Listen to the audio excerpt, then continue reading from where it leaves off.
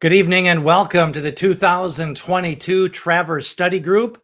We are going to be talking about the Travers Stakes betting card, and it does include the Personal Ensign, also the Jerkins Stakes, the Travers Stakes. Going to take a look at that Sword Dancer. Going to get some pick five strategy and answer your questions. Do some handicapping for the 2022 Travers Stakes. And remember, it's time to paint that canoe. It is the Midsummer Derby, and it is the premier race of the meet, along with the Whitney Stakes at Saratoga. And we're going to get right into it tonight. If you have some questions, make sure to submit those. But remember, the card on Saturday is all part of a big betting card that does include the Forego Stakes.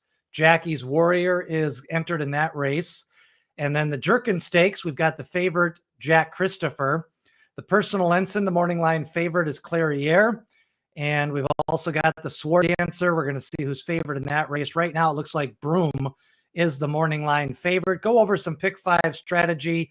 Take a look at the Travers Stakes and the probable odds for that Travers Stakes. Let's start it right off with the Forego Stakes. And remember, with the Forego Stakes, it's going to be earlier on in the card. It's going to be showcasing a couple of horses that really like the Saratoga surface. And that's Baby Yoda, who's 3 for 3 at Saratoga and ran a very large buyer speed figure last year. Comes off a win this meet at Saratoga again. And we've got a horse like Jackie's Warrior, who's going to be 4 for 4 at Saratoga.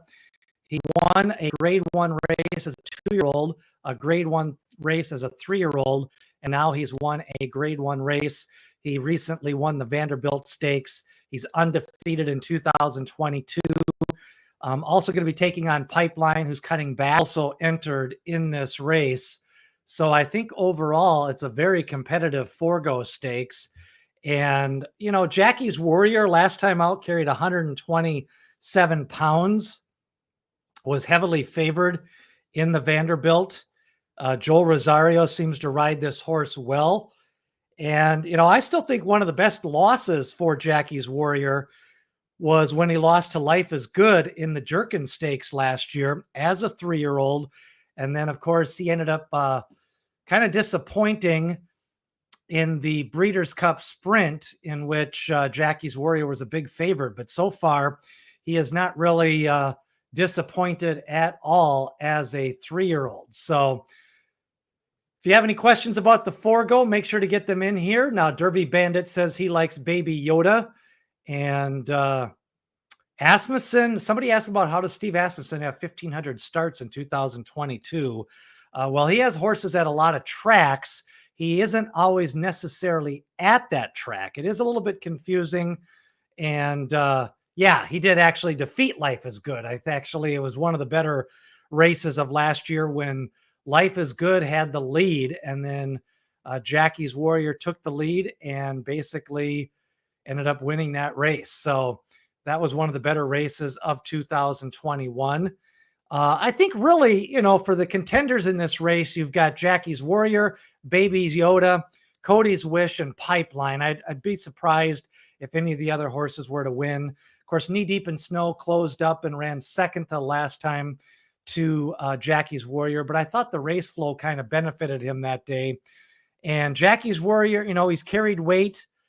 He likes 6 furlongs. He can go 6.5. He can go 7 furlongs.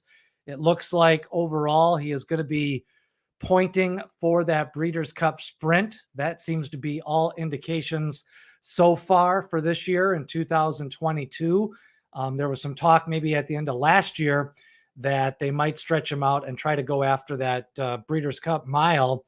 But depending on what kind of happens and shakes out in the next couple of weeks here, we've got Flightline, who could be running in the Breeders' Cup Classic or the Dirt Mile. And then you've got a horse like Life is Good if he doesn't elect to go to the Breeders' Cup Classic. But I think that's overall the goal for Flightline, is to go to that Breeders' Cup Classic. So Voshan says he's going to key Drafted and Baby Yoda in exactas behind Jackie's Warrior. And a lot of times, when you have a big favorite like Jackie's Warrior, what happens is sometimes horses can kind of chase that speed and they ended up fading, and then you get a long shot in second place. A lot of times these races don't necessarily run first favorite, second favorite, and we saw that play out in the Vanderbilt. So that would be a little bit of a price if you could get drafted in second. Cody's Wish is on a cutback. He's by Curlin. Bill Mott trains. Bill Mott bringing out a lot of good horses on Saturday in the Forego Stakes. And Marty says Baby Yoda. So the granddaughter says Baby Yoda as well. So Baby Yoda, he had that big speed figure. Then he ran against Flightline in the Malibu Stakes last fall in December. And then, kind of had to cycle back up to a good race. So I think in this case, you've also got Pipeline, who set the pace the last time out at Monmouth Park and ran second to Highly Motivated. But then you had Informative come out of that race with the win. Highly Motivated came back and ran a strong race out of that race. Drafted is one of the older horses in this race. Knee Deep in Snow was a good claim. So I think the Forego, I think probably looking at 2 to 5 odds on Jackie's Warrior. So they got that out of the late pick 5 and the late pick 6 because he is going to be such a big favorite. If you're playing an early pick 5, I think Jackie's Warrior is going to be the horse that a lot of people are going to be singling in that early pick 5. So that's a look at the Forego. Let's take a look at the next race, which did want to take a quick look at Jackie's Warrior here. Jackie's Warrior, he, 16 lifetime starts, 12 wins, 5 for 5 at Saratoga, 4 for 4 in 2022. The Breeders' Cup Sprint was held at Del Mar. He had to ship across the country. He was coming off a big win in the Gallant Bob Stakes at Parks. He'd had a couple of other easy races, the Amsterdam, and also, he really gutted out a big win in the Pat Day Mile. So you really can't fault Jackie's Warrior. He's 1 to 2 on the morning line, and he stands a big shot. Willie says Epicenter is the best 3-year-old in the country, and he's going to use with him Joel Rosario. So Joel Rosario also riding Jackie's Warrior. So that's a look at the Forego Stakes. And the next one up, we're going to take a look at the Jerkins. Now, the Jerkins Stakes is going to be probably the biggest favorite of the pick 5 sequence and the pick 6 sequence. Jack Christopher most likely going to be right around 4 to 5, maybe even money. Conager had a big speed figure at Churchill Downs, and then he went to Virginia Colonial Downs and won his last race. But he was an example of a horse that couldn't go a mile, a distance race at Prairie Meadows. He got beat on the stretch out at a low price, 2 to 5. And Conager then came back and went to Colonial Downs and won. Howling Time is on a cutback. He didn't run that bad of a race in the Haskell Stakes. Actuator, a big win last time out, first in the Indiana Derby. And then Happy Jack was third in allowance race, but I think he's better sprinting than going a distance. And Goodnight, he won last time out at Saratoga. And Steve Asmussen seems to have him running well at this time of the year. So Goodnight, a possibility. Jack Christopher. I think Jack Christopher, I think this is a little bit tougher race than the Woody Stevens. Now, he did have a nice race winning the Pat Day Mile off a layoff after running a couple of nice races as a 2-year-old. Remember, he was injured after winning the Champagne Stakes and scratched the day before the Breeders' Cup. Had a long string of workouts for trainer Chad Brown. And the key with Jack Christopher, he's cutting back out of the big race, the Haskell Stakes. He was favored in that race. Now he cuts back to 7 furlongs. So maybe that's a little bit of a question mark for Jack Christopher. What about your thoughts? Is anybody going to be going against Jack Christopher? Does anybody thinking Howling Time, Conager, or Happy Jack? I guess if you're going to try to get another horse on top, or are you going to take Goodnight, who won his last race at Saratoga? cycling back into form where he did well last year, winning early on in his career and then running good at Saratoga. He might be a little bit of a horse for course. So the Jerkins Stakes, which is 7 furlongs, it is going to go as race number 8. If you're doing a pick 4, it's going to be the start of the late pick 4, 8, 9, 10, and 11, ending with the Haskell. It's going to be the second race of the pick 5. And I would say Jack Christopher is probably going to be about 4 to 5. So that is a look at the Jimmy Jerkins Stakes. Now, when you look at the Personal Ensign, this is kind of a rematch of the Ogden Phipps on Belmont Day. And we had Latruska, Search Results, Clairiere, and Malathot in that race. And what happened was Latruska was 3 to 5 that day. And there was a very fast speed duel. Search Results and Latruska battled on the front end. They faded.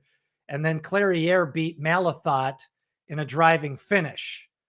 So when you look at that and you look at, some of the options now after that race, Latruska has worked out 8 times getting ready for the Personal Ensign at Churchill Downs. Search Results came back, stretched out at Monmouth Park, and won a grade 3 race. Now she comes back for Chad Brown. Clairiere beat Malathot in the prep for this race.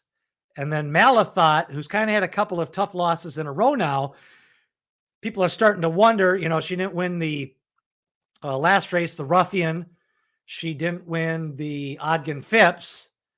She did win a race, the Double Dog Dare at Keeneland this spring. She's by Curlin. She won the Kentucky Oaks last year. And Search Results won the Acorn Stakes. And then you've got Latruska, who kind of was tested in the Breeders' Cup Distaff when the 70 to 1 shot, March Lorraine, won that race. So, I ended up selecting Latruska because I think this time Search Results is going to lay a little bit off her. And then that should allow Latruska, and she can run fast, 110 and change. I think she can win. The last time out, they went 109 and change, and she lost. But I think it was the pressure that did her in. I like the fact that she's got more workouts leading into this race than she did going into the Apple Blossom and also the race at Belmont Park. And then you've got Clairiere, who seems to be, she's maintaining her form. Like, I think we know what Clairiere can do. But, Malathot probably going to be a little bit overlaid. I think Latruska is going to be higher odds than she's been in the last couple of races. Siggy Mendoza says the pace will be slower than the Ogden Phipps. And I probably agree with that. Vashon says with a clean trip, he thinks Clairiere was always the best, but Malathot is dangerous. And I agree with that because if you watch that Ogden Phipps, really, it was a head bob. Malathot or Clairiere could have won that race. Now, the last time out, Clairiere looked a little bit more of a definitive victory. But Latruska barely won the Apple Blossom. And now she did win the Personal Ensign last year, and they all kind of lined up against her. And a lot of people tried to beat her last year in the pick 5 and the pick 6. And Latruska had ran a big race in the Fleur de Lis. She had won the she'd won the Ogden Phipps. She had won the Apple Blossom. So I think a lot of people are going to use a couple of horses, maybe even 3 horses. I think the horses that are going to be used the most on pick 5s and pick 4s are going to be Clairiere, Latruska, and Malathot. I think Search Results is going to not be used on as many tickets. And I also think that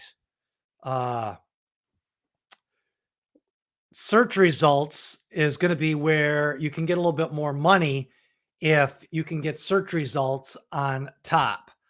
So yeah, if you have a comment or a question, make sure to get it into the feed here. Clairiere, I like the pedigree. Steve Asmussen seems to be training well. Clairiere can very well win this race. Now, the one thing is she is an older horse. She ran a nice third in the Breeders' Cup Distaff. She's capable of winning this race. I'm not sure she's cycling. It's been a long year for her. So it'll be interesting to see if some people think that she can improve in this spot. So Latruska, I don't think there's a lot of room for her to improve in this spot, but her best race can win this race. But what I think here is if Latruska runs one of her better races from last year, she can win this race. So that's how I kind of see the Personal Ensign. Now, when you look at the Sword Dancer, which is the turf race, and this one features Ad Homo, who won the Monmouth race last time out.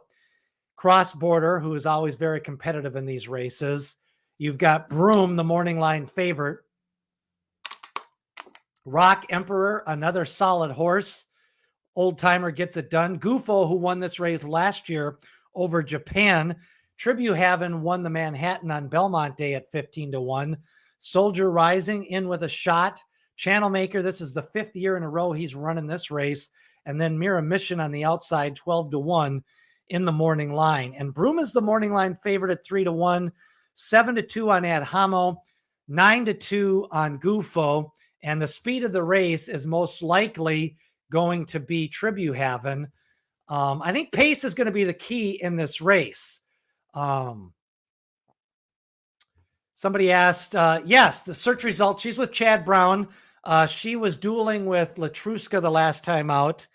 And then she went to Monmouth Park and picked up the big victory. So search results also won the Acorn as a 3-year-old filly. And she ran second to Malathot in the Kentucky Oaks last year. So good question from Danny. Any comments on the Sword Dancer? Does anybody, if you were going to single the Sword Dancer, who would be your pick to single in the Sword Dancer? And also we have a comment. Vashon says it's going to be a Rosario day on Saturday. Rosario got Clairiere, got the Forego favorite and Jackie's Warrior. He's got Epicenter. So definitely could be a big day for Rosario. Of course, John Velasquez got some good mounts. Irad Ortiz,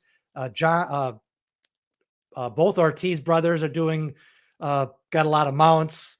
Luis Saez got Channel Maker, got a horse in the Travers Stakes. I think you got a lot of potential jockeys that really could have a good day. Somebody said Broom maybe going to get a chance to show his best on a fast track. It's supposed to rain tonight or tomorrow. So I think the course could be not quite as firm. It's been a firm course most of the meet at Saratoga. So I think that'll give it a little bit of give. I think Ad Homo prefers a firm course. One thing I will mention is Ad Homo did not run a good race on Churchill Day because that Churchill turf course was really bad. And if you haven't been following along, Churchill Downs is not even going to be running any turf races. They only ran the Arlington Million a couple of weeks ago, and they're not running any races in the September meet. They're going to wait till the November meet to run some turf races. So I think Ad Homo can use that as an excuse. He finally got a win last time out at Monmouth. Cross Border, you might want to take a shot at that horse. Mike Maker does well at long prices. None of these horses are that consistent. Gufo won this race last year. And then, I think some people like Soldier Rising as a chance with a way to maybe get a piece of this purse as well. I think the key is going to be the pace. I think setting the pace is Tribute Haven. If there's a little bit of give in the course, I don't think Tribute Haven can wire it. But if nobody goes after him, then it could be, Tribute Haven is tough in these long distance races, and he has surprised a couple of times. He did win the United Nations last year. This time around, he faded back to 4th, but he's capable of having that lead deep into the stretch. So we've still got some pick 5 strategy coming up. Remember, submit your questions if you have a question about the Travers card. Let's take a look at the granddaddy of them all, the Travers Stakes. Get your questions and comments. Let's kind of set you up on this field. Remember Cyberknife, he is the grade 1 winner. He won the Haskell Stakes You got Rich Strike, who won the Kentucky Derby at 80-1. Ain't Life Grand is the pride of Prairie Meadows. He won the Iowa Derby. He won the Iowa Stallion Stakes. He worked out 45 and change last week, a bullet. Gilded Age is a closer for Bill Mott. Artorias is one of 3 horses trained by Chad Brown. Epicenter is going to be the favorite for Steve Asmussen and Joel Rosario. Early Voting, Chad Brown, and he won the Preakness Stakes at Grade 1. And then Zandon won the Grade 1 Bluegrass Stakes. And Zandon definitely capable. He was 3rd in the Kentucky Derby, made a run at Epicenter. Now, interestingly enough, Epicenter beat Zandon in the Risen Star Stakes. Epicenter beat Zandon in the Kentucky Derby, and Epicenter beat Zandon in the Jim Dandy Stakes. So that's 3 straight times that Epicenter has beat Zandon. Now, Epicenter and Zandon both beat Cyberknife in the Kentucky Derby. But then after that, Cyberknife won the race at Churchill Downs. Then he came back and won the Haskell. And now he enters here at 7-2 on the morning line. So Danny says Cyberknife wins for fun. So he's very confident. I did a poll on my website, and I've got a complete preview video if you want to watch that of the Travers Stakes. My top selection is going to be Early Voting. We're going to talk more about the pace of this race. Secret G says Epicenter will be lucky if he finishes in front of Rich Strike. So he's got a strong opinion on that race. Marty, he is going to be part of our Travers Day betting club. We're going to be doing a pick 5 and possibly a pick 6. So that's coming around. So a lot of people listening in. So the reason why I picked Early Voting was this. In the Preakness Stakes, I do think the track was playing a little bit to speed that day. And what I liked about that race is he had a little bit of a target in that race. And his speed figure was very solid. And I thought the track was playing to wide closers in the Jim Dandy, and it was a small field. And I talk about this on a lot of my videos. Whenever a race has 5 or less horses, I just don't call that a horse race. I call that more of a pace race. I call it more of a jockey, a trip race. If you notice, I see a lot more horses getting bad trips in 4 and 5 horse fields than they do in larger fields, because I think these people start getting in bad positions. And so I think Early Voting had a 10-week gap after the Preakness Stakes. He set the pace in the Wood Memorial, and Mo Donegal beat him in the last stride. So I like the company that he's kept. And so that's why I like Early Voting. I believe that because Zandon is by Upstart, that the 1 mile and quarter is the problem. He had dead aim on him in the Derby. Yeah, I agree with you. He saved a little bit of ground in that race, and he actually got the first jump in the Jim Dandy. He had the lead before Epicenter ran them all down. But again, that was a small field, and I thought it favored closers that day. Now, Danny says Epicenter is the best 3-year-old. Well, he probably will be. I think the winner of this race on Saturday is probably going to get the 3-year-old championship. If Rich Strike wins it, he would have 2 grade 1s and 2 big wins. Cyberknife would have 3 grade 1s. Zandon would have 2 grade 1 wins and a win of the Travers. And Epicenter does not have a grade 1 win yet, but he's the most consistent because he won a couple of stakes races at the fairgrounds, and then he ran 2nd in the Derby, and he ran in the Preakness Stakes. Wilson says a good horse to show. Well, I always like betting a horse like Early Voting. He's got speed. He's going to be on the lead. He'll pay $5 to show. So that would be who I would play at a show. Yeah, I think Early Voting's a good horse. I think he's capable at 8 or 9-1. The Jim Dandy day was a little bit warm. He can improve, but Epicenter is definitely probably the favorite in the race. Now remember, who is your single of the day? If you have a single of the day, leave that in the comments. And we're going to talk a little bit more here about the Travers. Now, Epicenter. Let's quickly take a look at Epicenter. 5 for 9 lifetime wins. He ran the Kentucky Derby. He was favored. He won the Louisiana Derby. He also won the Risen Star.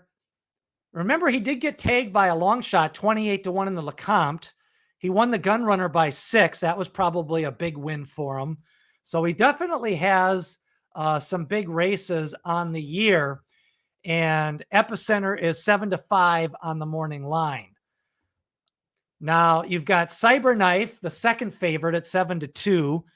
He was involved in that fast pace in the Derby. He was 3 lengths behind off a fast pace. And then in the Lecomte Stakes, he didn't really run well when Epicenter ran second, and he didn't run well in that race. But he's got 5 wins and 9 starts. He's by Gun Runner. I think there's been some comment. Can the Gun Runners go 10 furlongs? I think some people are wondering about the upstarts going 10 furlongs. I'm not really sure if any of these horses want 10 furlongs. We'll have to see, because the winner of this race will probably be one of the 3-4 favorites for the Breeders' Cup Classic. Let's get some singles. Avery says technical analysis for the single of the day. Paul V says Latruska is the single of the day. Secret says Rich Strike can win if the rest can't run a final half in less than 53 seconds. That's probably true. This one says single of the day is America's Gift in race 2 with Irad Ortiz. So earlier on in the card. So those are some of the singles. So I think you can make a case for Cyberknife. I think he's got the pedigree.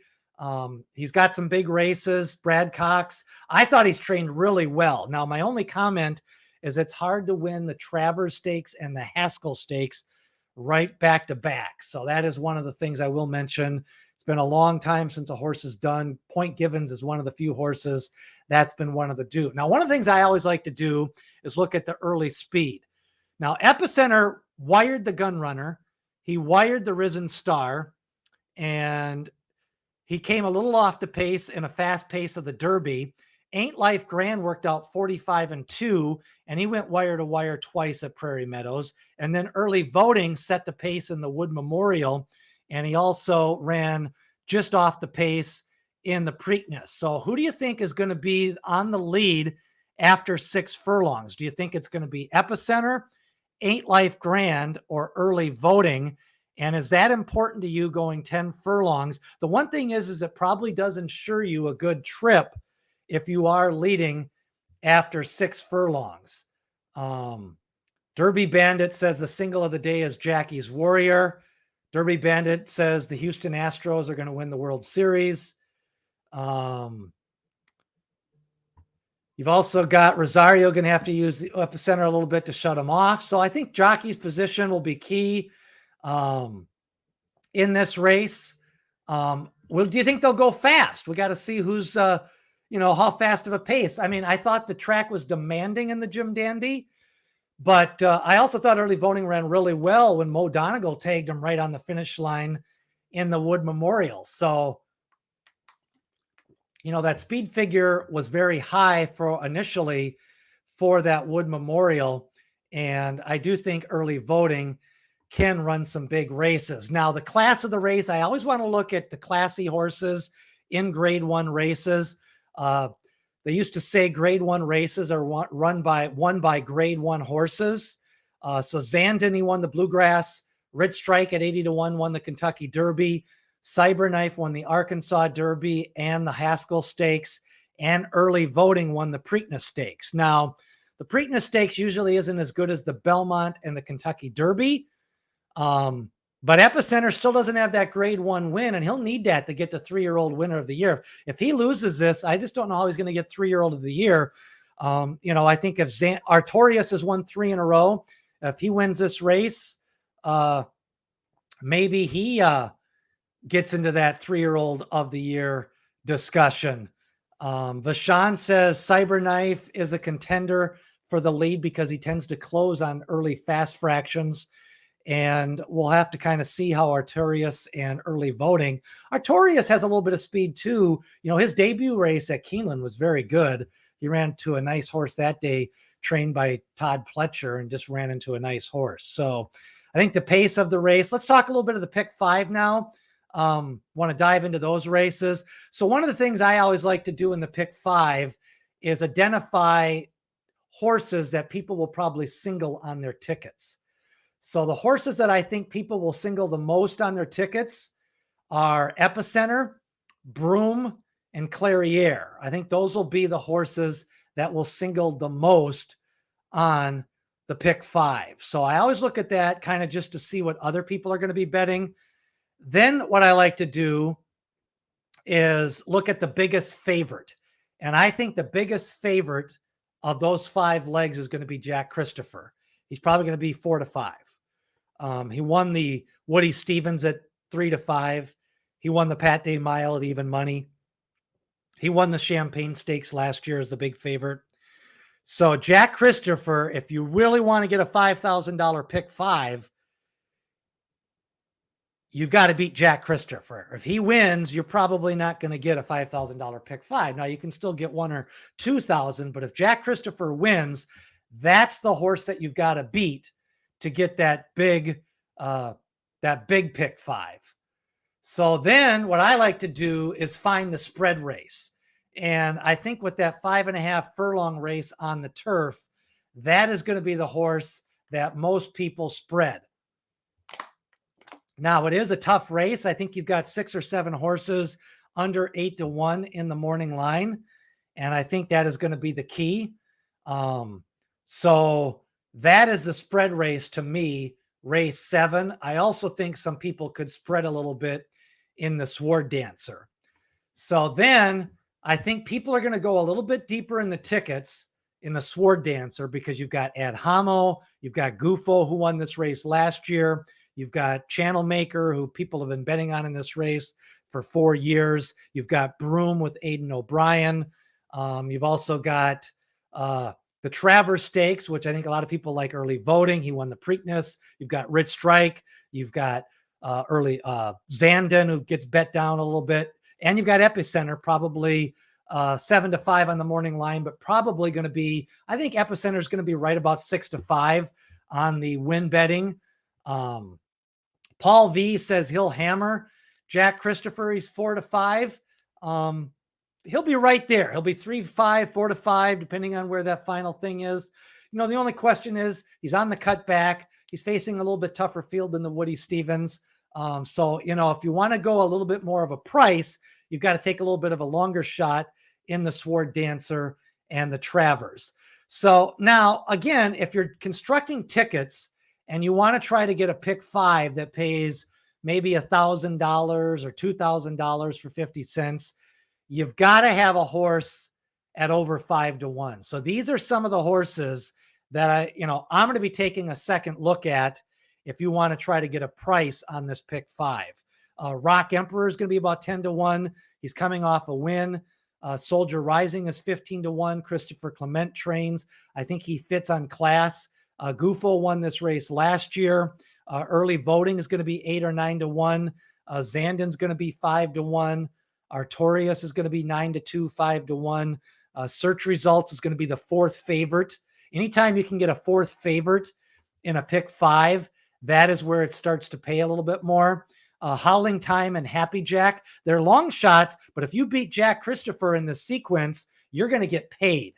And what I always say is if you're doing a ticket, you've got to have at least 3 horses over 5 to 1 on your ticket. If you're not playing those type of tickets, you're just not going to win a bigger priced pick 5. So you've got to have some bigger priced horses on these pick 5 tickets. So Steve says Mira Mission on the stretch out could surprise him. I like that idea, Steve, because you're kind of zigging when other people are zagging. So you're right. He could get out there. The fractions could be soft. Maybe he gets a little bit of a lead or sits right behind Tribute Heaven.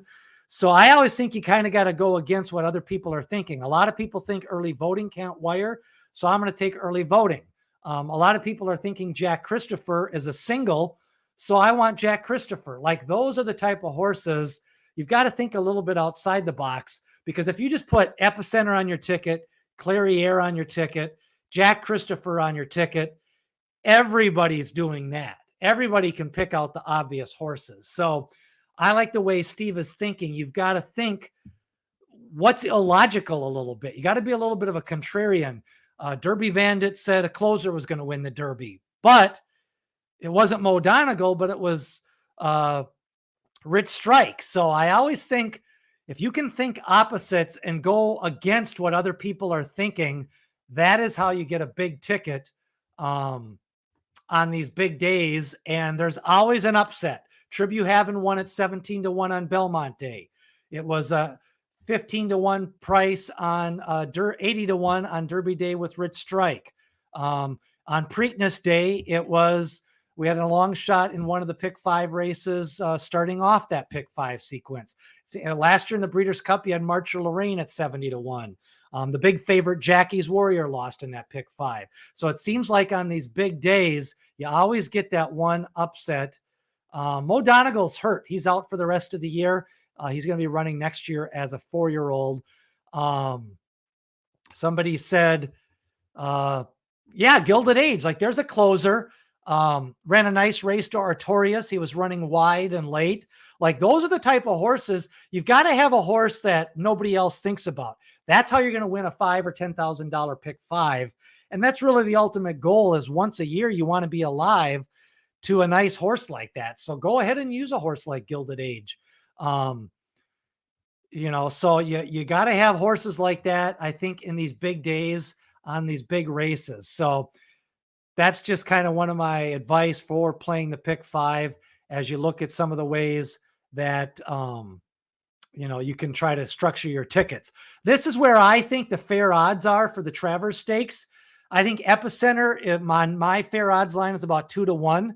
He's 5 for 9. He lost the Derby. He lost the Preakness.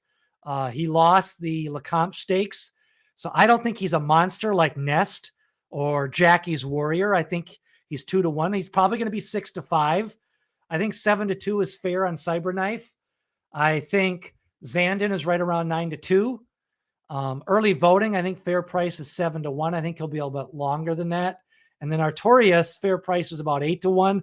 I think he's going to be shorter than that. Charge It was injured this week. So he hurt his foot. He did gallop on Sunday. He's going to be possibly running in the Pennsylvania Derby. He ran a big buyer speed figure the last time out and won by 23 lengths. So he would have raised the odds on a couple of these horses, and he might have been another speed horse.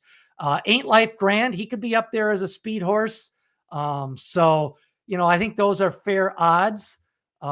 Steve says, maybe take a shot with early voting. Maybe the track will be a little bit fast on Saturday. The one thing I will note, on the Curlin Day and then the Jim Dandy Day, the track was playing a little bit slower. And then Todd Pletcher and a couple of other trainers complained about the rail not being live.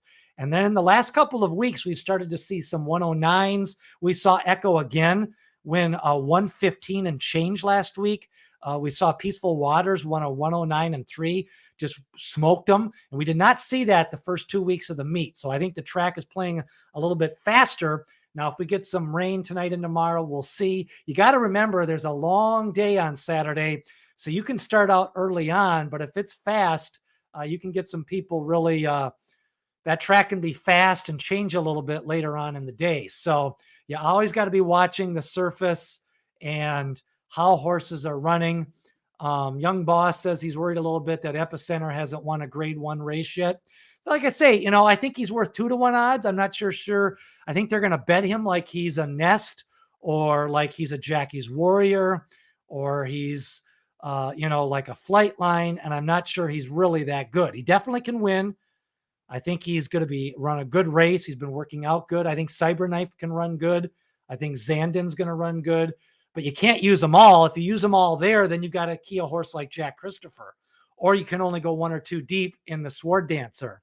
So those are just some of the ways that you got to think about playing a race like this. So remember, a couple of reminders: hit the support. The best way to support the channel: smash the like button. Whenever you watch a video, smash that like button. Give some thanks if you cash a ticket. Tell people about the channel. We're going to be getting ready for the Breeders' Cup. Got weekly updates on the channel right now. Starting September 1st, we're going to be doing daily updates up to the Breeders' Cup. We're also going to be doing a Breeders' Cup betting club again. So definitely want to be starting to think about the Breeders' Cup. Of course, next week we've got Flightline in the Pacific Classic, the Jockey Club Gold Cup. Also sign up for the Horse Player. We're going to be doing a weekly newsletter. It's free.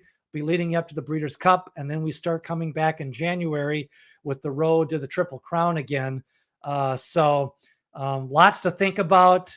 And, one of the things, I think with everybody here, one of the things I like is to get everybody's opinion. I think Paul and Secret G and Derby Bandit and Danny and Vashon, like one of the things is that when you handicap by yourself, you tend to look at the same things.